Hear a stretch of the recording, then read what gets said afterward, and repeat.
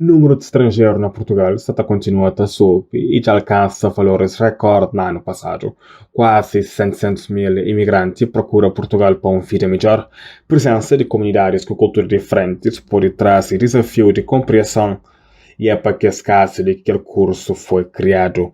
Instituto Nacional de Administração e Alto Comissariado para a Migração, SATA promove o curso online de competências para interculturalidade, uma formação que te permite criar pontes entre diferentes culturas. Com duração de 4 horas, que o curso ele fala de assuntos como identidade, estereótipos, preconceito e até promove maneira de nos estar de fala e negocia com diferentes comunidades de origem estrangeira.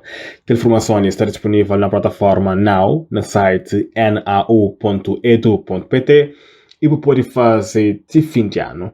Botem só que pesquisa competências para interculturalidade.